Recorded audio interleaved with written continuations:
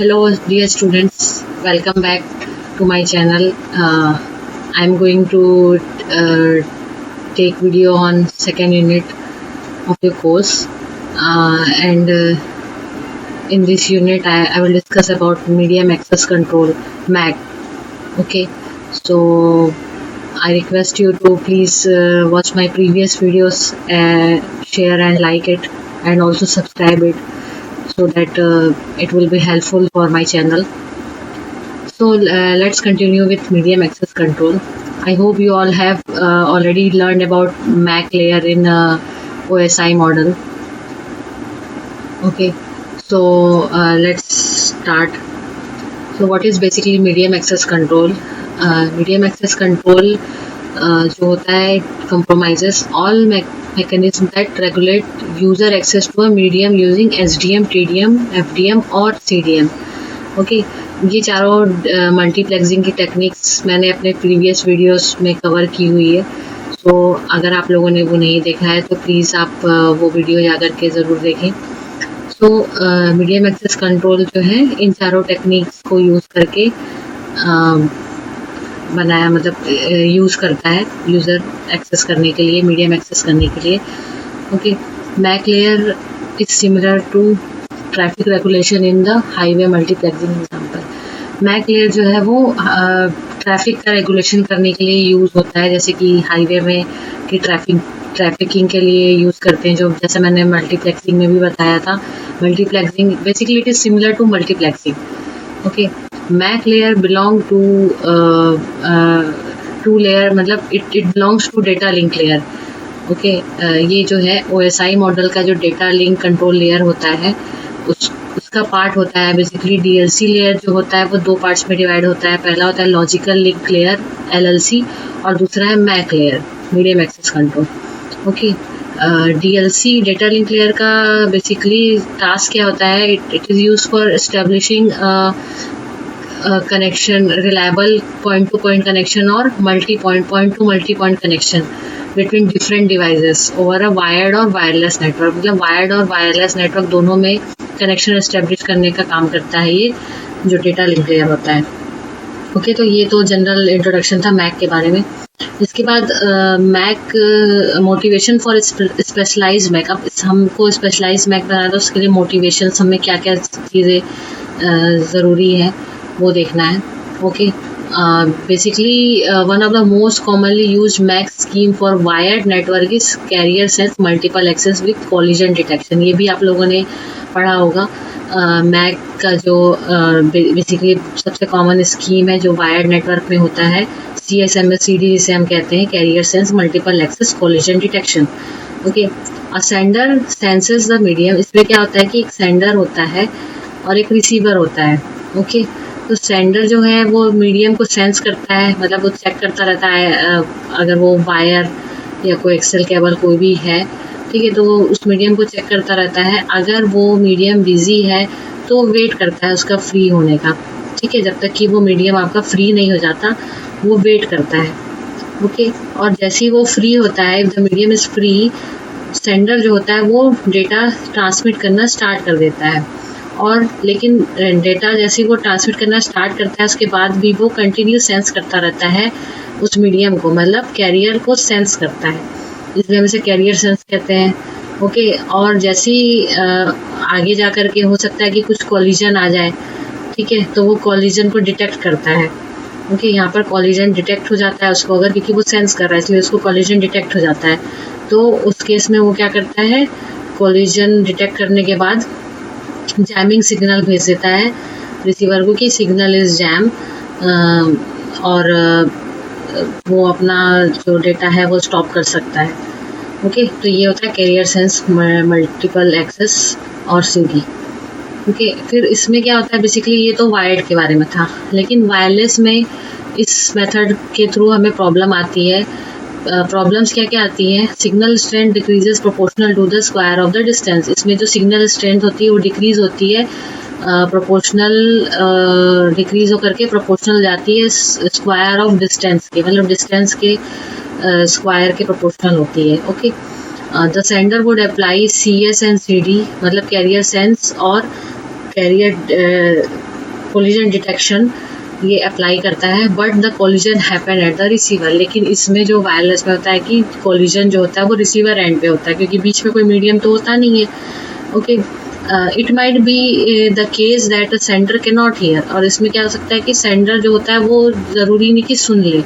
Okay, उस case में क्या होता है कि कोलिजन वो सेंस तो कर रहा है मगर वो कई बार होता है कि डिटेक्ट नहीं कर पाता, इसलिए इस केस में sometimes CD does not work. और CS इसमें समटाइम्स क्या होता है कि CS भी जो है वो वर्क नहीं करता बिकॉज ऑफ हिडन टर्मिनल्स। अब इसमें क्या होता है कि बीच में कुछ हिडन टर्मिनल्स हो सकते हैं क्योंकि वायरलेस है, तो इस केस में वो कैरियर सेंस भी नहीं कर पाता है। तो ये इसकी प्रॉब्लम्स है वायरलेस नेटवर्क की। ओके, नेक्स्ट है इसमें हमारा जो टॉपिक है इसके अंदर ही है हिडन एंड एक्सपोज टर्मिनल। अब जो हिडन टर्मिनल्स है वो कैसे ट्रांसमिशन करेंगे, तो उसमें आप देखिए यहाँ पर एक एग्जांपल दिया हुआ है। ओके, जैसे कि यहाँ पर 3 मोबाइल फ़ोन्स हैं A, B और C, तीनों के अपने अपने ट्रांसमिशन रेंज है। ये क्या है, ये इनके ट्रांसमिशन रेंज है, तीनों के अलग अलग ट्रांसमिशन रेंज है। अब इसमें क्या है कि A जो है वो B के ट्रांसमिशन रेंज को में आता है, B जो है C की ट्रांसमिशन रेंज में आता है, लेकिन A जो है वो C की ट्रांसमिशन रेंज में नहीं आता है, वो दोनों दूर है। ओके, तो A sends B and C can not receive it. मतलब इसका मतलब क्या होता है कि A कोई भी डेटा सेंड कर रहा है B को, लेकिन C को नहीं पता है कि A जो है वो B को कोई डेटा सेंड कर रहा है, क्योंकि C के लिए तो A है ही नहीं एग्जिस्टिंग। ओके, अब C जो है wants to send data to B, क्योंकि उसने सेंस किया है कि मीडियम तो फ्री है, बिकॉज यहाँ पर क्या वायरलेस है, इसलिए वो क्या करता है, सेंस करता है कि मीडियम तो फ्री है, क्योंकि वो A को तो वो डिटेक्ट कर ही नहीं पा रहा है। तो यहाँ पर CS जो है कैरियर सेंस जो है वो फेल हो जाता है। इसके बाद collision at B, A can not receive the collision detection. अब यहाँ पर जैसे C जो है वो B को सेंड करता है तो कोलिजन हो जाता है, क्योंकि A ऑलरेडी सेंड कर रहा है, तो A जो है उस कोलिजन को डिटेक्ट नहीं कर पाता, तो यहाँ पर CD भी फेल हो जाता है, मतलब कोलिजन डिटेक्शन भी फेल हो जाता है। A is hidden for B, क्योंकि A जो है C के लिए हिडन है। ओके, तो अब इस केस में क्या होता है कि हमारा एक्सपोज टर्मिनल का कंसेप्ट आता है। एक्सपोज टर्मिनल्स क्या होते हैं, B जो है सेंड्स टू A, B जो है वो डेटा A को सेंड करता है, C want to send to another. मतलब B जो है A को सेंड कर रहा है और C जो है वो किसी और टर्मिनल को सेंड करना चाहता है, कि मतलब इन दोनों के अलावा कोई तीसरे को सेंड करना चाहता है। तो C has to wait, C को वेट करना पड़ेगा। क्यों? क्योंकि ये जो कैरियर है वो तो एंगेज है B के द्वारा, है ना। B ने उसको एंगेज करके रखा है, क्योंकि ये सेंस कर रहा है कि medium is in use, but A is outside the radio range of C। लेकिन A जो है वो C के रेंज के बाहर है, इसलिए उसको वेट करने की ज़रूरत नहीं है, वो चाहे तो वो भेज सकता है। तो C is expose to B, इसका मतलब ये है कि C जो है वो B के लिए एक्सपोज है मगर A के लिए नहीं है। ओके, क्योंकि वो उसको सेंस ही नहीं कर सकता। तो ये कंसेप्ट हिडन टर्मिनल्स का। ओके, नेक्स्ट हमारा आता है near and far terminal. Near and far terminal में क्या होता है, अब ABC तीनों हैं, अब इनका इंटरफेरेंस जो ट्रांसमिशन रेंज है वो A का ये है, B का, मतलब 2 ट्रांसमिशन रेंज ही है, ठीक है, जो आपस में कोलाइड कर रहे हैं। इसी रेंज के अंदर ही तीनों आते हैं। ओके, तो यहाँ पर क्या होता है नियर एंड फार में ABC जो है वो तीनों टर्मिनल्स हैं जो रिसीव कर रहे हैं सिग्नल। ओके, तो signal strength decreases proportional to the square of the distance. ये लाइन मैंने पहले भी बताई थी कि जो सिग्नल स्ट्रेंथ होती है वो डिक्रीज हो जाती है proportional to square of the distance. मतलब जो B है वो यहाँ पर ज़्यादा पावरफुल है, तो जो भी सिग्नल की स्ट्रेंथ आ रही है A की तरफ से वो उसको कम कर देता है। मतलब the signal of terminal B therefore drones out the A signal, मतलब A के सिग्नल को वो ड्रॉन कर ले, मतलब कम कर देता है। ओके, उसकी स्ट्रेंथ को कम कर देता है। तो उस केस में क्या होता है कि A का जो भी सिग्नल स्ट्रेंथ है वो कम हो गया, तो C उसकी सिग्नल को नहीं कैच कर पाता, बिकॉज कि वो सिग्नल की जो स्ट्रेंथ है वो कम हो गई है। ओके, नाउ थिंक सी कि वो C as an been an arbiter for sender rights.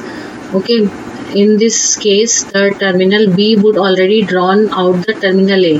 ठीक है, इसमें मतलब फॉर एग्जांपल कि वो सी जो है was an arbiter for sending rights. Okay, वो एक सेंड करना चाहता था, लेकिन बी ने ऑलरेडी ए को क्या है उसका ड्रॉन कर लिया है सारा सिग्नल स्ट्रेंथ, तो वो उसको नहीं भेज पाएगा.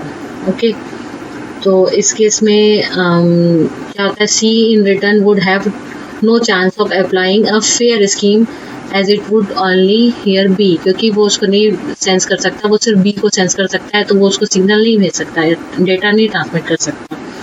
ओके, तो the near and far effect is a severe problem. तो जो नियर एंड फार इफेक्ट है वो एक सीवियर प्रॉब्लम है फॉर CSMA CD नेटवर्क, क्योंकि CSMA CD नेटवर्क इसको यूज़ कर रहा है, तो ये इसके लिए एक प्रॉब्लम है. और इसको all signal should arrive at the receiver and more और लेस द सेम स्ट्रेंथ. ठीक है, मोर और लेस जो सेम स्ट्रेंथ के हैं आसपास के, वो उसको मतलब सिग्नल जो है वो रिसीव कर पाएंगे, सिग्नल सेंडर या रिसीवर जो भी है. ओके, इसमें हमें करना क्या पड़ेगा, बेसिकली इसको अगर हमें चलाना है तो हमको पावर को का कंट्रोल जो है वो प्रिसाइज करना पड़ेगा. Precise power control is needed to receive all the senders with the same strength at the receiver. तो जो भी पावर का कंट्रोल है वो सेंडर से रिसीवर की तरफ मतलब सेम स्ट्रेंथ का होगा, तभी वो उसको यूज़ कर पाएगा. Okay, so this was all about MAC. इसमें हम कैसे इसके सिग्नल्स को यूज़ करते हैं. सो आई होप आपको ये समझ में आया होगा. Okay, so thank you so much.